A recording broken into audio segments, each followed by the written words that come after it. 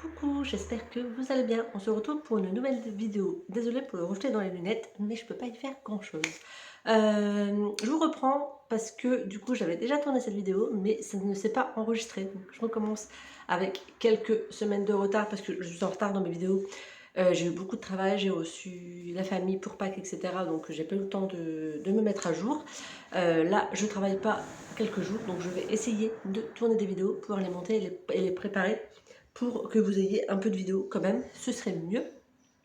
Donc du coup, là, de base, j'avais tourné du coup mon bilan du Cozy Book Challenge et ça s'est pas enregistré, sachant que j'ai triché parce qu'il y a un livre que j'ai terminé hier, je l'ai fait rentrer dans le Cozy Book Challenge, donc c'est un peu de la triche parce qu'on est le 7-8 avril, mais j'avais commencé au mois de mars, c'est juste que j'ai pas eu le temps de lire, donc du coup je triche un petit peu pour faire rentrer ce livre que j'avais déjà bien commencé, mais que je n'avais juste pas eu le temps de continuer.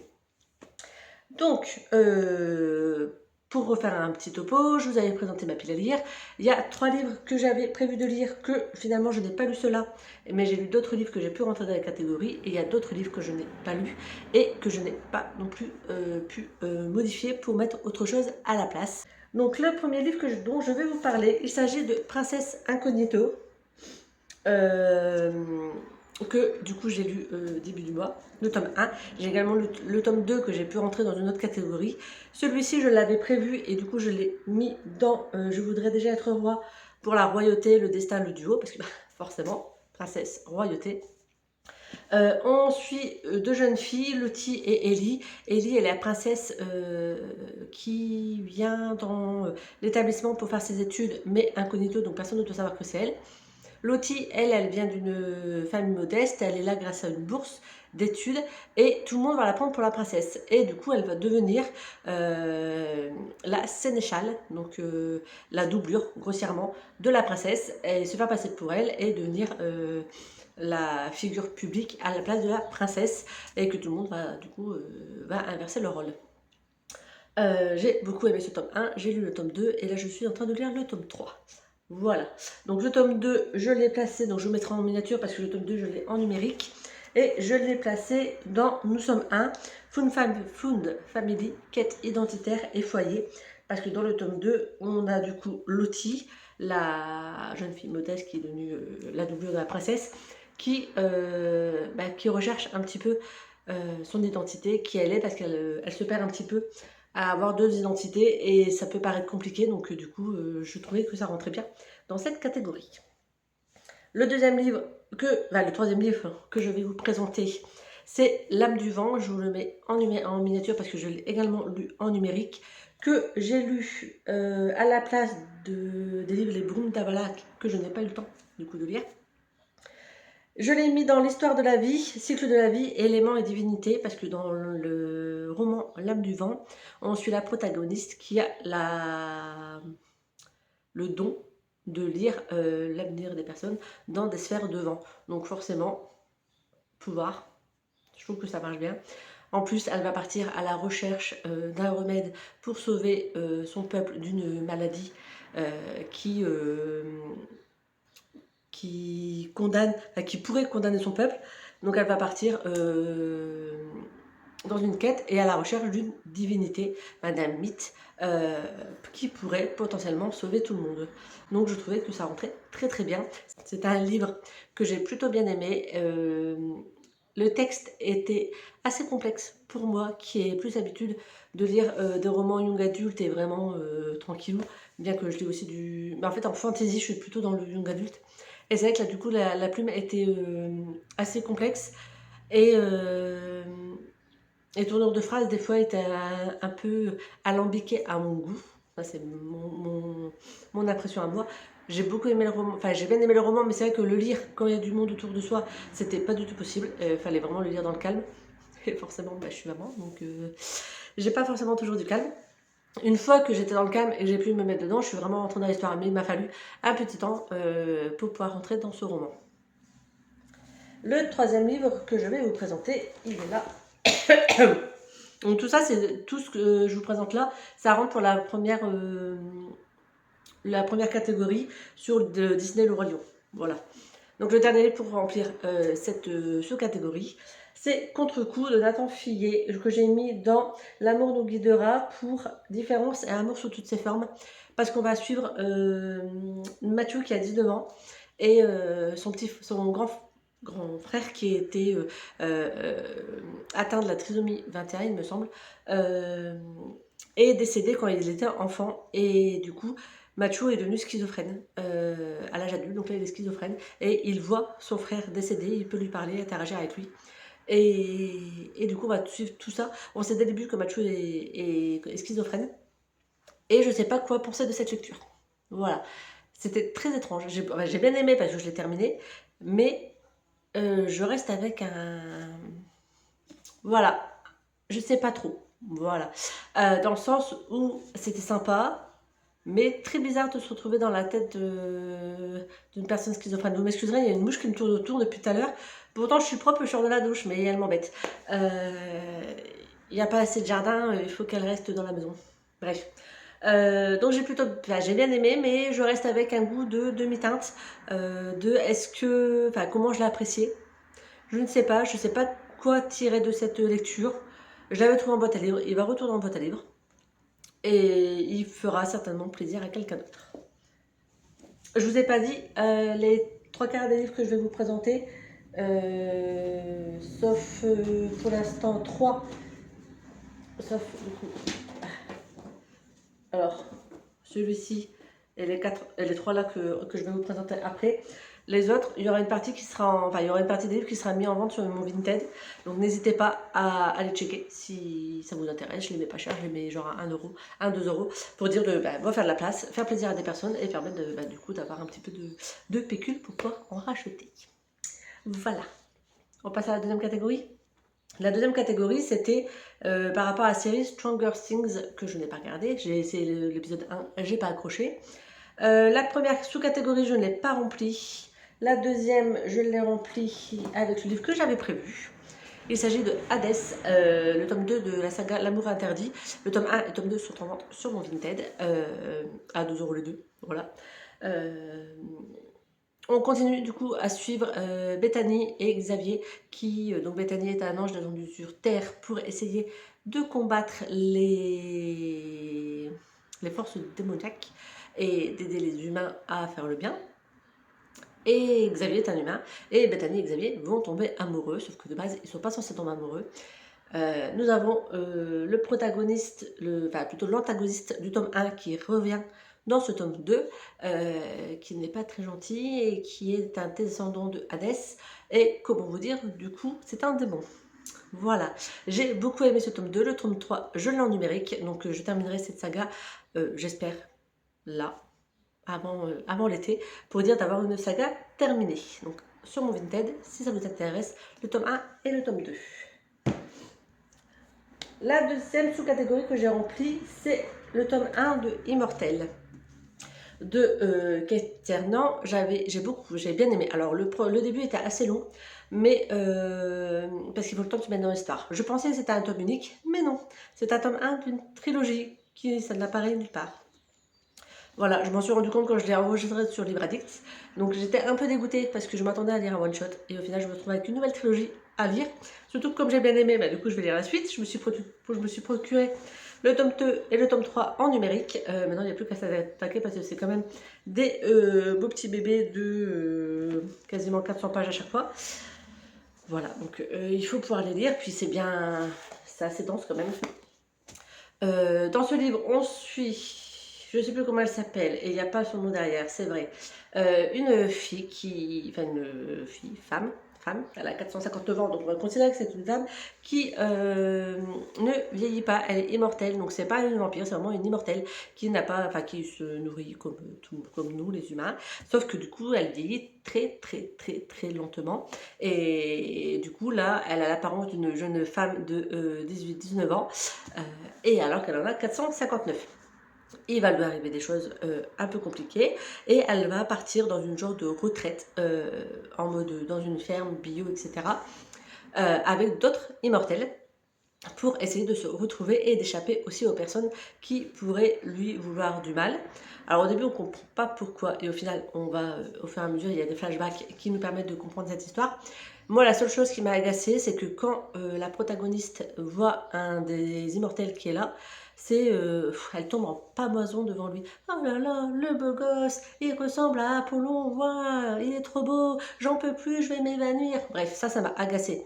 Heureusement, ça va un petit peu mieux après, mais c'est vrai que tous ces passages où oh il est trop beau, j'en peux plus, j'arrive pas à respirer, je peux penser à rien quand il est là, voilà, c'est vraiment, ça m'a agacé. Après c'est un livre qui est pas récent, donc forcément on est sur des anciennes tropes et des anciens 2010, donc forcément il a 15 ans le bouquin, donc voilà. Après c'est un bon petit roman, je vais lire la suite avec grande impatience et grand intérêt. Voilà, il est également en vente sur mon Vinted. Ensuite, j'ai lu dans la catégorie, je ne vous ai pas dit la catégorie, j'ai mis dans la catégorie Vecna, temporalité, SF, immortalité, parce que bah, du coup c'est immortel. Je ne vais pas chercher très loin, je vous avoue. Ensuite, pour la dernière sous-catégorie de cette catégorie que j'ai lu Ulysse Moore, Les Clés du Temps, le tome 1. Je l'ai mis dans Eleven, donc il fallait un roman jeunesse, des pouvoirs, où que le personnage principal est un enfant. Donc bah, c'est un roman jeunesse, et les personnages principaux sont des enfants. Tout va bien. Il n'y a pas de pouvoir, mais il y a des mystères. On va suivre du coup des jeunes qui débarquent, leurs parents viennent d'acheter un manoir. Et ils vont devoir passer une soirée tout seuls là-bas, parce que les parents doivent finir le déménagement, les papiers, etc.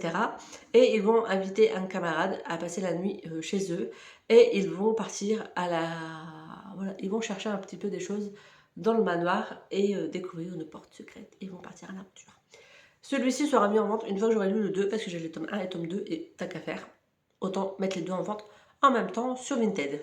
Voilà, donc c'était un petit roman jeunesse, très sympa à lire. Le tome 2, j'aimerais bien me le faire là, comme ça au moins ce sera des livres qui partiront en plus. Donc lui, il n'y est pas encore, mais il arrivera prochainement sur Vinted.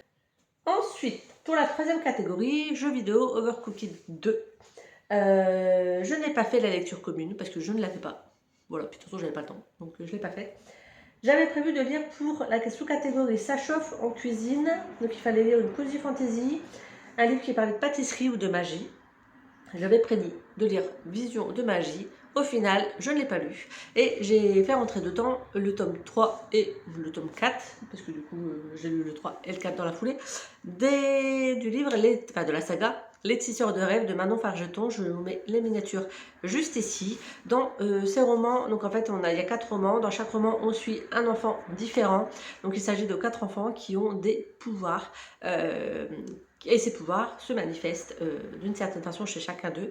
Et ce qui se manifeste à travers ces pouvoirs dure 33 heures. Donc, par exemple, s'il y en a un qui, quand il dessine, son dessin prend vie. Et du coup, il prend vie pendant 33 heures. Au bout de 33 heures, ce qui a pris vie disparaît. Il y en a une autre, elle peut influencer les émotions. Donc pareil, pendant 33 heures. Une autre qui, à travers la musique, peut aider des gens, etc. Donc, et le dernier, ce sont ses rêves et ses cauchemars qui prennent vie. Donc lui, c'est vachement moins cool parce que forcément, bah, il ne peut pas vraiment prévoir ce qui va sortir de son imagination. Donc c'est une petite saga que j'ai bien aimée. David les a lu aussi, il a aimé également. Donc je vous la conseille si vous avez des enfants qui commencent à aimer la lecture. Ce sont des petits romans qui se lisent très rapidement pour un enfant entre 8 et 10 ans. Je pense que c'est parfait. Ensuite, pour la sous-catégorie qui sera le meilleur cuistot, il fallait un livre qui parlait d'anthropomorphisme ou avec un animal sur la couverture. J'ai donc sorti Singulier, un livre que j'avais acheté au salon du livre de Grandvilliers il y a 2 ans, il me semble. Attendez, j'ai la dédicace. 2023, 3 ans. Mais ça y est, il est lu. J'ai beaucoup aimé. Sur Libradic, j'ai vu qu'elle en avait sorti un deuxième. Donc il faudrait que j'arrive à trouver le... Enfin, le deuxième, c'est pas la suite, mais c'est un autre livre. Et comme j'ai beaucoup aimé celui-ci, j'aimerais bien me procurer la suite, le deuxième roman de cette autrice. Donc dans cette histoire, on suit une jeune fille qui vit sa vie normale. Elle est orpheline. Elle vit avec la meilleure amie de sa mère et sa fille à elle. C'est elle qui l'a élevée. Sauf que le jour de ses 17 ans, le jour de ses 17 ans, elle va être parachutée dans un monde parallèle hein, à travers un miroir. Et il s'avère qu'elle est dotée de pouvoirs liés aux éléments, donc l'eau, la terre, le feu et l'air. Et qu'il y a un pas gentil dans ce monde parallèle et que c'est elle qui potentiellement pourrait le combattre et permettre d'améliorer les conditions de vie des personnes de ce monde. Voilà, donc on va suivre ça dans ce livre et c'était très sympa à découvrir. Celui-ci, je le garde encore un peu. Je pense que David pourrait le lire, donc pour l'instant, je ne vais pas m'en débarrasser. On verra lors de mon prochain tri dans ma bibliothèque si il sera mis en vente ou pas, sachant que du coup, s'il est mis en vente, il y aura quand même une dédicace. Bon, il est marqué pour Angélique, mais c'est pas grave, ça n'empêche que voilà. C'est un livre que j'ai beaucoup aimé, donc celui-là, pour l'instant, vous n'allez pas le retrouver sur Vinted. Ensuite, j'ai lu également celui-ci, donc la dernière sous-catégorie de la catégorie pour le jeu vidéo. C'est Temps écoulé, donc le plus petit livre de ma palle. Donc je suis pas sûre que ce soit le plus petit, mais c'était un des plus petits. Et du coup j'ai lu S'inventer une île de Alain Gillot. On suit du coup un couple qui apprend que leur fils est décédé noyé lors de ses vacances chez la grand-mère. Il est parti nager dans la mer et il s'est noyé. Voilà. Donc on va suivre le deuil de ses parents, de ce couple, de comment se remettre du deuil d'un enfant, comment faire en sorte que le couple surmonte cette perte. Et voilà, on va suivre un petit peu tout ça, donc une histoire de deuil, une histoire très touchante, j'ai beaucoup aimé. Celui-ci par contre repart en boîte à livres, puisqu'il venait d'une boîte à livres, donc... non, aussi, il venait d'une boîte à livres, donc du coup il repart en boîte à livres tout simplement pour continuer à voyager et à être découvert par d'autres personnes. Il nous reste une dernière catégorie à faire, et avec 4 sous-catégories, mais je ne les ai pas toutes remplies. Donc la dernière catégorie, c'était le jeu de société Time Bomb, que je ne connais pas. Et je n'ai lu que 2 livres sur cette catégorie. Le premier que j'ai lu, c'est celui que je vous ai dit que j'allais tricher, parce que je l'ai terminé là. Donc c'est Big Ben en danger, une dystopie, steampunk ou un livre qui se passait à Londres. Je vous mettrai la miniature, donc je l'ai lu en format papier, sauf que je l'ai mis en vente sur Vinted et il est parti tout de suite, donc il est déjà emballé. Donc, et c'est après l'avoir emballé que je me suis rendu compte que la vidéo n'avait pas tourné. Donc, bref, comment vous dire que je peux pas vous le montrer en papier puisqu'il est déjà dans l'enveloppe pour partir. Donc il s'agit de Un bonheur insoutenable, je ne sais plus qui. C'est une dystopie qui est assez ancienne. Je dirais même que c'est une utopie parce qu'il est considéré comme une utopie. On est dans un monde où tout le monde va bien, tout le monde a du travail, il n'y a plus de maladie, il n'y a pas de chômage, sauf que la société est extrêmement régulée. Les personnes ne peuvent pas choisir ce qu'elles veulent faire comme travail, elles ne peuvent pas choisir si elles ont le droit d'avoir des enfants. C'est uni, donc une genre de machine, une genre de IA qui contrôle tout le monde et qui décide des choix de toutes les personnes, de tous les individus qui font partie de la famille avec un grand F. Et c'est Uni qui décide de si les personnes ont le droit d'avoir des enfants, et si oui, combien, si elles ont le droit de se marier, quel métier elles doivent faire, quel moment elles font tel loisir, tel moment elles font ça, qu'est-ce qu'elles ont le droit de dire, etc. Et jusqu'au prénom, il n'y a que 3 prénoms pour les hommes et 3 prénoms pour les femmes. Voilà. Donc dans cette société, tout semble plutôt idéal, les personnes ont l'air plutôt contentes jusqu'au moment où, forcément, une personne, enfin même plusieurs, vont se réveiller et vont se rendre compte que c'est pas aussi bien que ça, de pas ressentir d'émotions, de pas avoir le choix. Et on va partir du coup sur toute cette comment dire, cette dynamique de changement, de comment faire pour renverser un monde qui est en place, une société qui est en place, et comment renverser un peu les codes et pouvoir retrouver sa liberté. C'était sympa, c'est un vieux livre, pareil, je crois qu'il date des années 90, mais il était sympa à découvrir. Voilà, après je pense pas que ce soit un livre qui va me rester en tête très longtemps, mais j'ai bien aimé ma lecture, un peu long parce que du coup j'avais pas beaucoup de temps pour lire, mais quand j'étais dedans, hein, c'est juste que j'avais pas assez de temps pour pouvoir le lire et le déglinguer en une fois. Et le dernier livre que je vais vous présenter, il s'agit d'un tome 1 d'une trilogie que j'ai entièrement dans ma bibliothèque.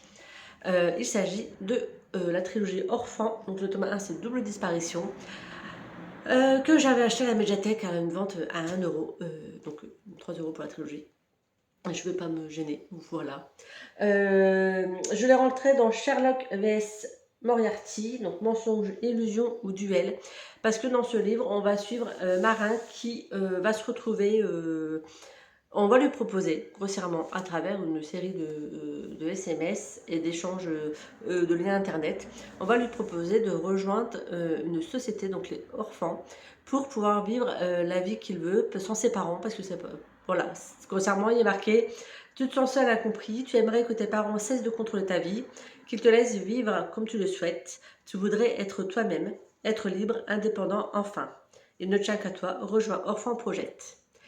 Donc du coup, Marin va vouloir rejoindre ce projet et il va se rendre compte que c'est pas non plus top. Et du coup, il va y avoir toute une histoire autour de ça. C'est un tome 1, on est quand même rentré pas mal dans l'histoire. J'ai hâte de découvrir la suite, mais j'ai hâte de tout découvrir, donc je vais jamais m'en sortir. J'ai trop de livres à lire, trop de sagas en cours. Donc c'est pour ça, je voudrais bien avancer sur mes sagas, comme ça j'en ai qu'une partie. Et après, on peut se concentrer sur autre chose. Bref, donc c'était une bonne histoire, j'ai beaucoup aimé. Pareil, je pense que David pourra le lire. Enfin, il faut que je lise la suite pour être sûr que tout reste adapté à son âge. Mais c'est le genre de roman que David pourra lire. Et forcément, comme ça vient de la médiathèque, vous ne le retrouverez pas sur Vinted. Ça partira en boîte à livres une fois que j'aurai lu la trilogie, où je les proposerai à la petite bibliothèque de mon petit village. Voilà, c'est tout. C'est tout en termes de lecture. Du coup, j'ai lu 1, 2, 3, 4, 5, 6, 7, 8, 9, 10, 11. 11 livres. 11 livres. De base, du coup, j'en avais prévu 16, mais du coup, il y a dans les 11 livres que j'ai lus, il y en a 3 qui n'étaient pas prévus. Donc 11 moins 3, 8. Donc j'ai lu 8 livres sur les 16. J'ai lu la moitié. Bon, c'est pas trop bon. La moitié de la pile à lire. Mais bon, j'avais fait une grosse pile à lire, je savais que j'avais pas tout lire. La moitié, je pense que c'est déjà pas mal. Sachant que j'ai sorti du coup des suites de saga. Bon, malheureusement, des tome 1, que je savais pas que c'était un tome 1. J'ai sorti des one-shot, donc bah, c'est bien, ça fait quand même des livres qui partent de ma bibliothèque et bah, c'est pas mal. Voilà, donc je ne sais plus je suis quel petit sticker, parce que quel badge, parce que en toute honnêteté je n'ai pas regardé quel badge j'étais, donc je vous le mettrai là en fin de vidéo. J'ai regardé en montant cette vidéo, je regarderai et vous aurez là ici qui apparaîtra quelque part le badge sur lequel je termine. Sur ce, j'espère que cette vidéo vous aura plu et je vous dis à très bientôt pour une autre vidéo. Ciao!